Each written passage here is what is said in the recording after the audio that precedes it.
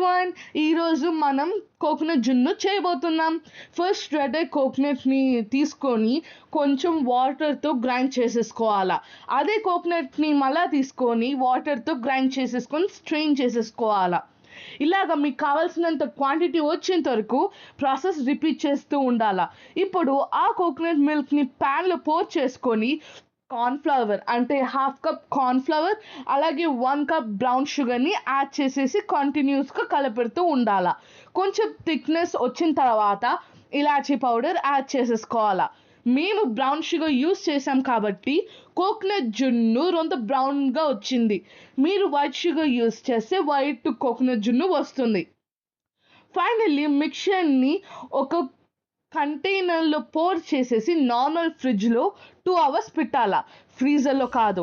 అంటే మన soft delicious coconut జున్ను వచ్చేసింది. ట్రై చేసి మీకు ఎలా అనిపించిందో కామెంట్స్లో చెప్పండి. Bye bye.